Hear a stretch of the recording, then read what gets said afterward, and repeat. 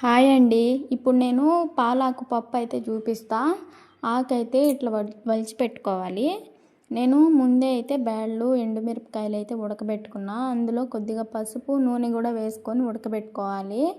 బాగా 50% ఉడికిన తర్వాత మనం చింతపండు టమాటాలు అయితే వేసుకోవాలి. చింతపండు ముందు వేస్తే బ్యాళ్ళు ఉడకవన్నట్టు భాగం ఉడికిన తర్వాత మళ్ళీ వేసుకోవాలి. ఇంకా ఆకు కూడా మనం అప్పుడే వేసేసుకోవాలి. ఈ ఆకు రెమ్మకలు ఉన్నాయి కదా, అవి చాలా పెద్దగా ఉన్నాయి కదా, ఇవి ఉడకడానికి కొంచెం టైం అయితే పడుతుంది.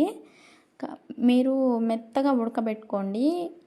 ఇది ఉడికేటప్పుడు కొంచెం నీరు అవుతుంది అన్నమాట. ఆకు ఉడికేటప్పుడు ఆకు ఏంటంటే వేడి మీద వేసినాం కదా, ఆకు అయితే కొంచెం సేపు ఉడుకుతానే కరిగిపోయి కొంచెం ఉడికిపోయినట్లుగా అనిపిస్తుంది. కానీ మనం ఎక్కువసేపు ఉడకబెట్టుకోవాలి, పచ్చివాసన రాకుండా. ఇంకా నీళ్ళన్నీ వంపేసుకొని ఇంకా కొద్దిగా ఉప్పు అయితే వేసుకొని పప్పు గుత్తితో మెత్తగా రుద్దేసుకోవాలి. నేను బ్యాళ్ళు గ్యాస్ మీద పెట్టకుండా పొయ్యి మీద అయితే ఉడకబెట్టుకున్నా, గ్యాస్ ఎక్కువ అయిపోతుంది అనేసి. అందుకే దబర బాగా మాడిపోయిందనమాట. చూపించే రెసిపీస్ మాత్రానికి చాలా సింపుల్గా అండ్ హెల్తీగా కూడా ఉంటాయి. ఖచ్చితంగా మీరు ఫాలో అవ్వండి.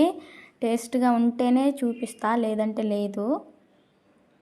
ఇంకా మొత్తం బాగా మెత్తగా రుబ్బేసుకున్న తర్వాత ఇంకా తిరగబాతుకైతే స్టవ్ ఆన్ చేసుకొని దబర పెట్టుకోవాలి.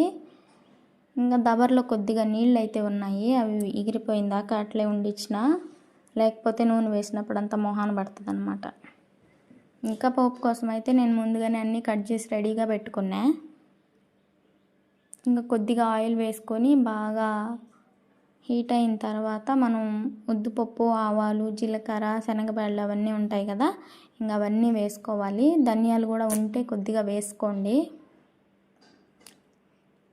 ఇంకా పప్పులో ఎండుమిరపకాయలు అయితే చాలామందికి నచ్చుతుంది. నేను పిల్లలు కారం తినరు అనేసి నేను ఎండుమిరపకాయలు కాకుండా ఉప్పు మిరపకాయలు ఉంటాయి కదా, కారం లేకోకుండా అవైతే వేసుకున్నా.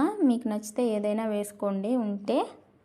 ఇంకా అట్లే తెల్లగడ్డలు కూడా వేసుకొని కలుపుకోవాలి. నా దగ్గర కరింపాకు అయితే లేదు, మీరు ఉంటే వేసుకోండి. ఇంకా ఎర్రగడ్డలు కూడా వేసుకొని బాగా బ్రౌన్ కలర్ వచ్చేదాకా అయితే కలుపుకోవాలి. కరింపాకు ఉన్నప్పుడు మాత్రానికి మొత్తం గుప్పెళ్ళుగా వేసేస్తా, లేనప్పుడు మాత్రానికి ఇంకా అట్టే చేసేసుకుంటాను అనమాట. బాగా బ్రౌన్ కలర్ వచ్చిన తర్వాత మనం రుద్ది పెట్టుకున్నాం కదా పప్పు, ఇంకా పప్పు అయితే వేసేసుకోవాలి.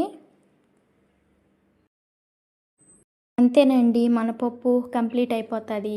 ఇంకా అప్పుడే ఉప్పు కావాలంటే మనం చూసుకొని ఏదన్నా తక్కువ ఉంటే